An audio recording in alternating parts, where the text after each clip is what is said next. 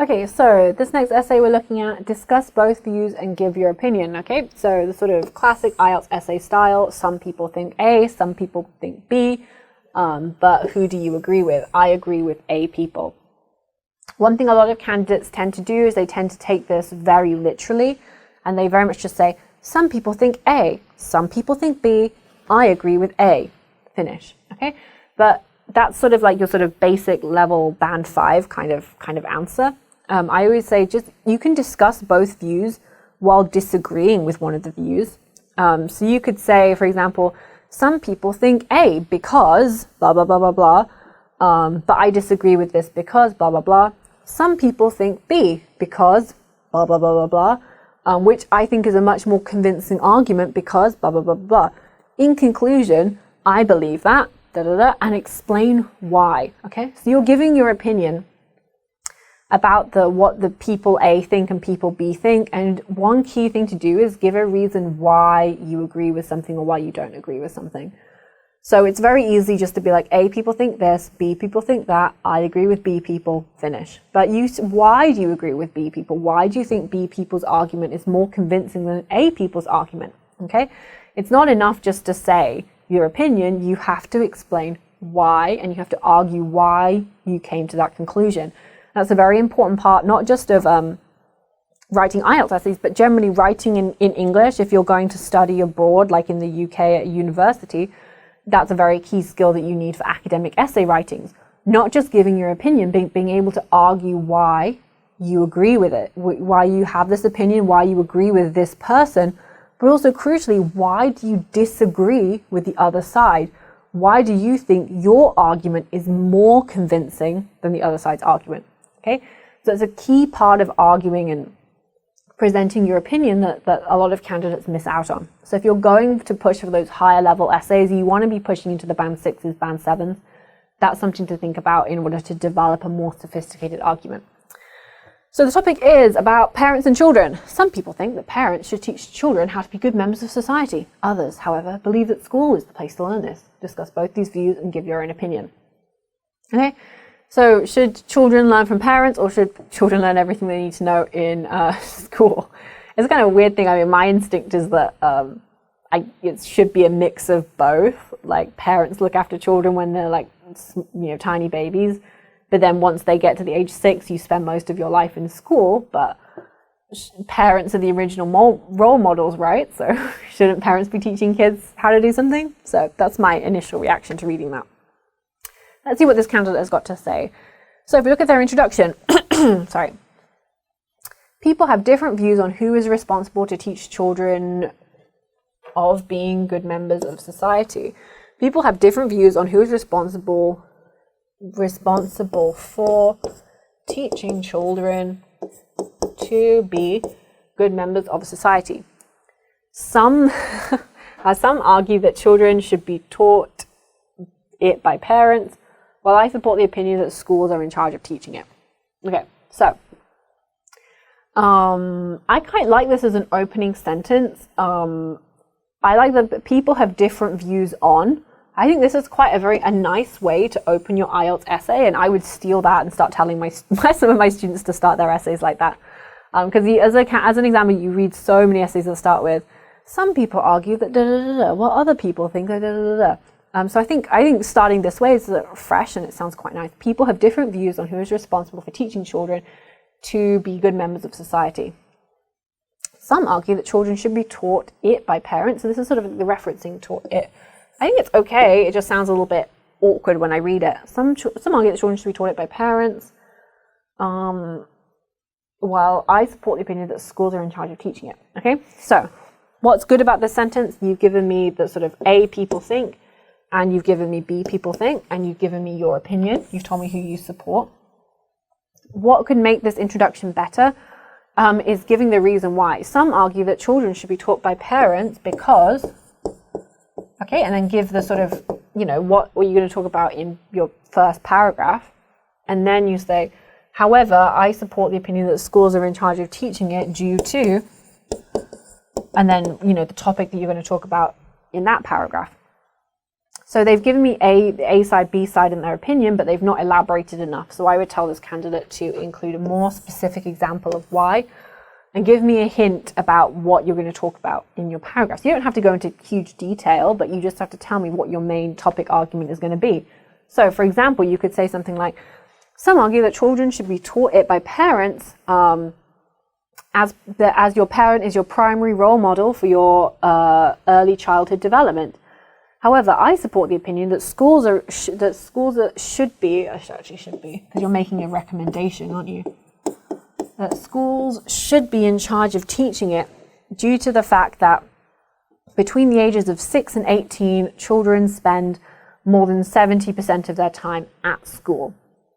You know, and then I know, okay, so in paragraph A, we're going to talk about early childhood development, and then in paragraph B, we're going to be talking about how much time children spend at school. Okay, so then you've given me a hint about what we're going to talk about in the essay. That makes it a much stronger introduction. Overall, I think this introduction was reasonably good, some room for improvement. Let's have a look at the first paragraph. It is generally claimed that children should learn about being good members of society at home. It is mainly because children spend most of their time with their parents in early ages, or in their, so there's a couple of ways we could say this. You could say in their infancy, which means like when you're an infant, when you're a baby, when you're a toddler, spend most of their time with their parents in their early years. Spend most of the time with their parents during their early childhood development.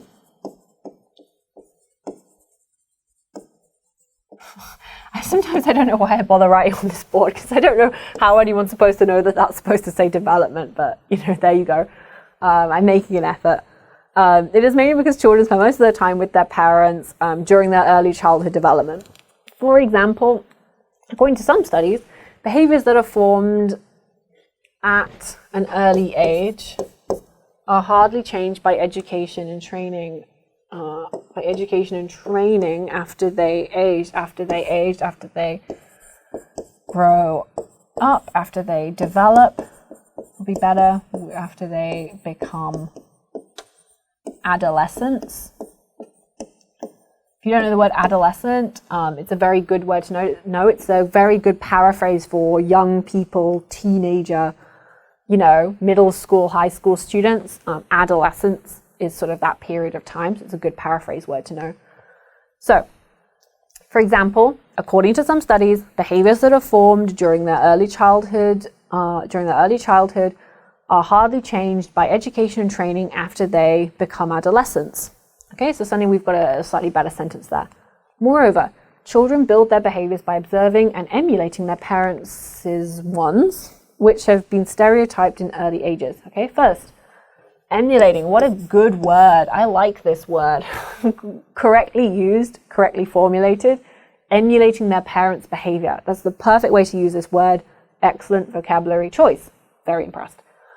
Moreover, children build their behaviors by observing and emulating their parents' ones, which have been stereotyped in an early age. So this isn't the correct use of the word stereotyped, however. A stereotype is a preconceived idea or preconceived conception of another person based on, you know, what you've heard or what you've seen about them. Okay? So, for example, a stereotype about American people is that American people are loud, they eat lots of burgers, and they all have guns. Where does that stereotype come from? Because that's the sort of image we get of Americans from watching TV and news and watching American films, okay? But it obviously doesn't apply to all Americans. Or the stereotype about Japanese people is all Japanese people are very quiet, very polite, very formal, okay? Because that's the image that we see in media about them. So what we're talking about here is copying children copying their parents' behavior.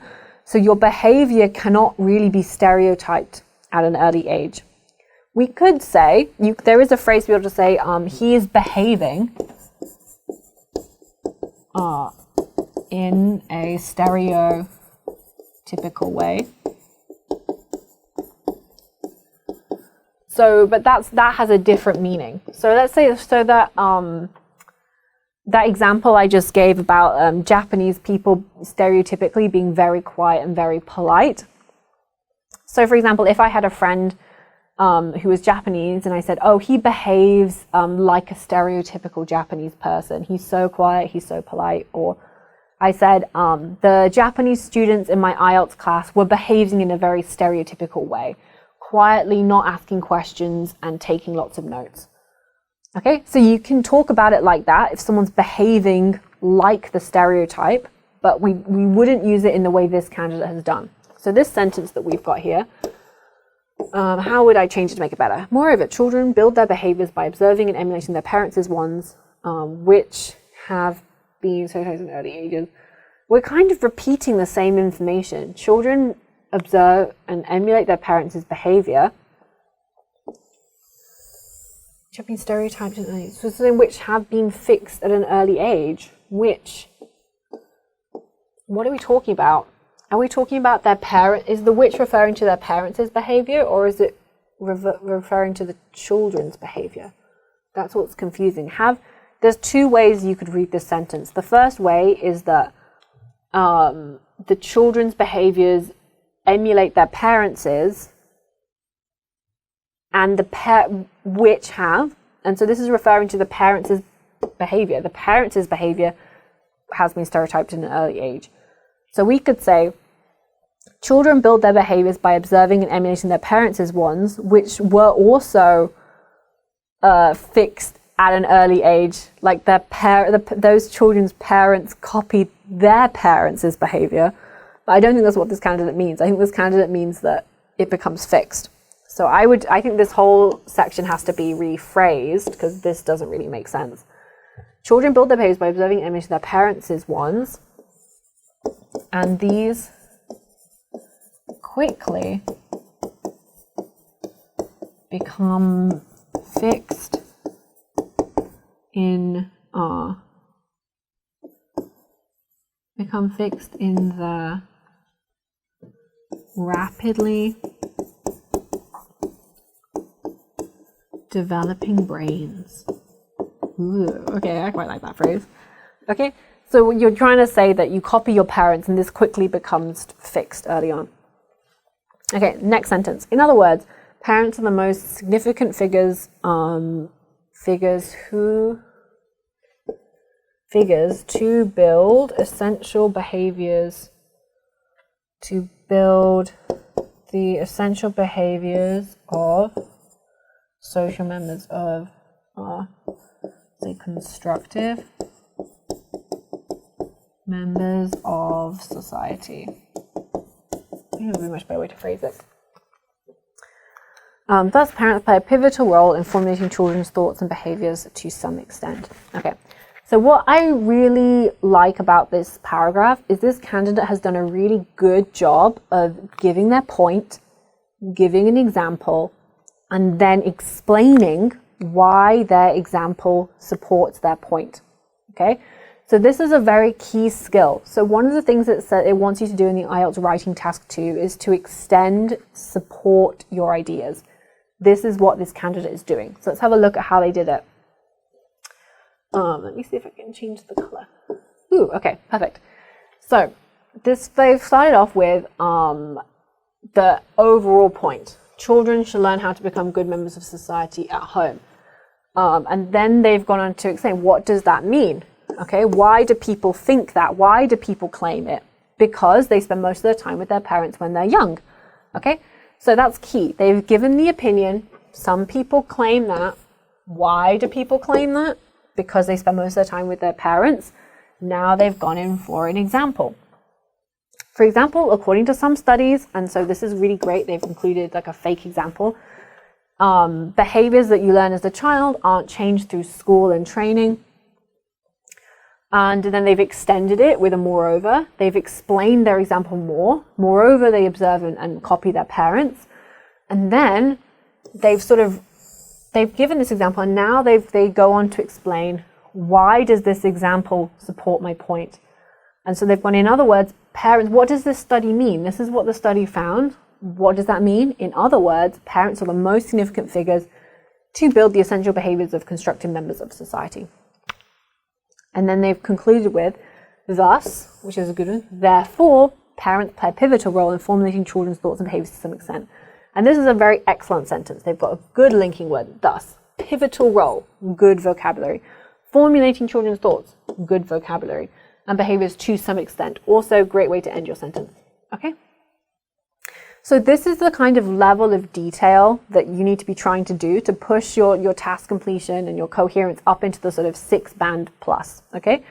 So despite the fact that this candidate has got a couple of issues with their vocabulary and their sentences were not, there was this one sentence here where the meaning wasn't very clear to me. What they're trying to do in terms of supporting their argument with an example, extending and explaining their example is very good and is something more candidates need to be doing. Okay, it's very easy for a lot of candidates to say, it's claimed that children should learn about being good members of society at home. Children spend a lot of time with parents. For example, the parent looks after a child all of its life until it's 5 years old. Therefore, parents are important. Okay, but that's not explained enough and it's not supported with detail. This candidate has supported it. They've come up with some studies that they say support their argument. You can make up whatever you want in your IELTS exam. You can say studies by the University of Oxford found that, blah, blah, blah. And then what they've done is they've extended and they've explained more what their point is more. So this is a very good structure for how to structure a very good paragraph. All right, let's look at paragraph 2. However, I'm strongly convinced that schools contribute to construct children's behaviors due to the fact that children start to develop their social skills in school. Okay, so what do I like about this sentence? We're pivoting. However, okay, good transition word. You don't need to be super fancy with it. I am strongly convinced that, okay, not only are we discussing the other side of the opinion, this candidate is also telling me what their opinion is. So this is great. A lot of candidates fix very much in this style of essay into the sort of structure that we talked about earlier, where it's sort of A, people think, B, people think, conclusion, opinion. Okay? You do not need to stick to this structure. Okay? So what this candidate has done is they said A, people think this, and then they've mixed their opinion in with the B people, because this is the one they agree with. It's a much more satisfying, it's a much more sophisticated way to argue a task 2 essay. However, I'm strongly convinced that schools contribute to construct children's behavior due to the fact that children start to develop their social skills in school. To exemplify this, nice vocabulary, I like the word exemplify. Children start to interact with many people, with is missing, such as their classmates and teachers. By socializing with them, they realize that they should abandon their individual interests for group benefits in some cases, as comma is not needed. Furthermore, during classes, they realize that good behaviors done by individuals are fundamental to making a good society. The example above reveals that schools teach children about social members' role that could not be taught at home. Teach children skills about social members' role that could not be taught at home. Therefore, it is safe to say that the responsibility of schools performing children's behavior should be more emphasized. That the responsibility of schools performing children's behavior, this is not a correct use of the word performing. I perform something, you perform something. The school doesn't perform children's behavior. Children perform children's behavior. So I don't really, what would we replace that with? It is safe to say the responsibility of schools to shape children's behavior. Shape children's behavior should be more, we can add something in more heavily emphasized. Be a good addition there, okay? So again, what this candidate has done in a really strong way is to really argue their opinion in detail, okay? So what they're saying is they're saying that children should learn social skills in school, and they've given the reason because they have this socialization with classmates and teachers, and because they're interacting with their peers, they're learning social skills about group work that you just cannot be taught at home. So this is the key sentence, that they're saying that this is why this is more important than with your parents, because you learn skills at school, it's impossible to learn at home. Okay? So what I really love what this candidate has done is that they've gone into detail in one point. This is the level of detail in explaining one point that you need to be doing to get your higher bands for your IELTS essay. So some candidates talk about 2 or 3 different advantages in one paragraph, but they don't go into detail about any of them.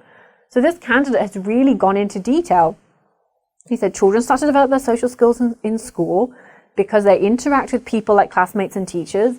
Then through this socialization, they realize that, you know, the individual selfishness doesn't always benefit the group, and that they realize that because some of this good behavior is reinforced during class, that they learn how to become good members of society. So they've gone through each step of their logical thinking and they've explained it to me. This is very good reasoning and very good argument.